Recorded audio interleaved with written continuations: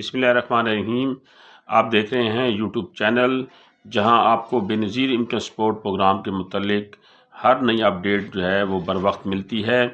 اور میری یہ کوشش ہوتی ہے کہ میں اس چینل کے اوپر آپ کو کسی بھی اسکیم کے بارے میں، کسی بھی نئی اپڈیٹ کے بارے میں بر وقت آگاہی دوں تاکہ آپ اس سے مستفید ہو سکیں۔ تو آج کی ہماری ویڈیو کا جو عنوان ہے وہ ہے کہ بے نظیر بچوں کے تعلیمی وظائف میں آپ کس طریقے سے رجسٹریشن کروا سکتے ہیں، یا آپ اپنے بچوں کے تعلیمی وظائف کیسے حاصل کر سکتے ہیں، اور اس کے لیے آپ کے پاس کون سے ڈاکومنٹس ہونا ضروری ہیں، اور کس کلاس کو کتنا سہمائی وظیفہ دیا جائے گا، لڑکیوں کو کتنا وظیفہ دیا جائے گا اور لڑکوں کو کتنا وظیفہ دیا جائے گا۔ تو ویڈیو شروع کرنے سے پہلے میں آپ سے یہ ریکویسٹ کرتا چلوں کہ اگر آپ میرے یوٹیوب چینل نیوز پوائنٹ 78 کے اوپر نئے ہیں تو برائے مہربانی اسے سبسکرائب کریں اور بیل آئیکن کو دبا دیں تاکہ بے نظیر انکم سپورٹ پروگرام کے متعلق ہر نئے پروگرام کے بارے میں آپ کو انفارمیشن جو ہے وہ بر وقت ملتی رہے اور آپ کے ذریعے یہ معلومات دوسرے لوگوں تک بھی جاتی رہیں۔ تو بے نظیر بچوں کے جو تعلیمی وظائف ہیں، اس میں جو اپلائی کرنے کے لیے بنیادی 2 شرائط ہیں، اس کے اوپر آپ نے عمل درآمد کرنا ہے، اور ان 2 شرائط کے اوپر اگر آپ پورا اترتے ہیں تو آپ بچوں کے تعلیمی وظائف کے لیے اپلائی کر سکتے ہیں۔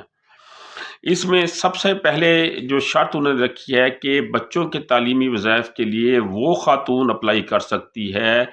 جو بے نظیر کفالت پروگرام میں اہل ہو، وہ خاتون جو ہے بچوں کے تعلیمی وظائف کے لیے اپلائی کر سکتی ہے، نمبر 1۔ نمبر 2، آپ نے بے نظیر کفالت پروگرام میں اپنی اہلیت کے مطابق بچوں کے تعلیمی وظائف کے لیے اپلائی کرنا ہے تو آپ کے پاس بچوں کا بے فارم ہونا لازمی ہے۔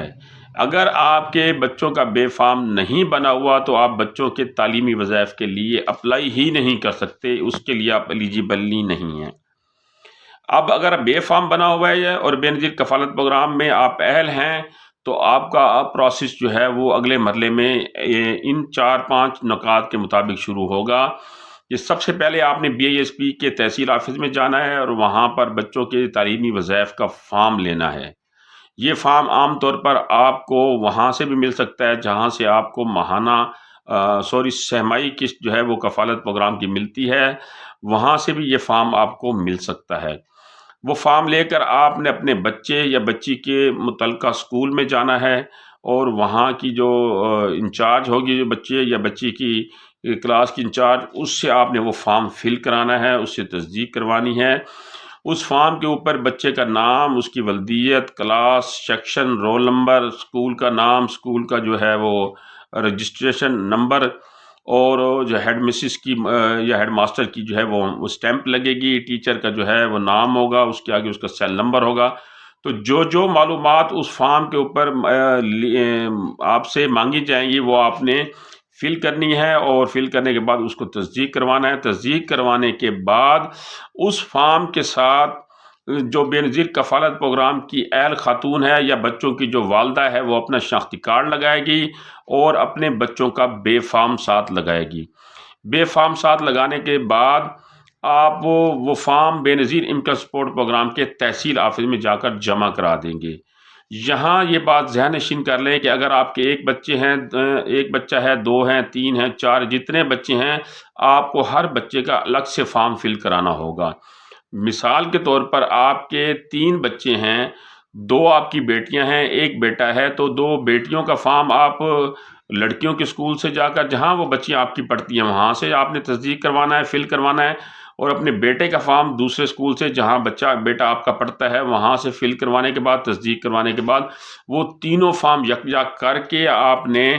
بے نظیر انکم سپورٹ پروگرام کے تحصیل آفس میں سبمٹ کرانے ہیں۔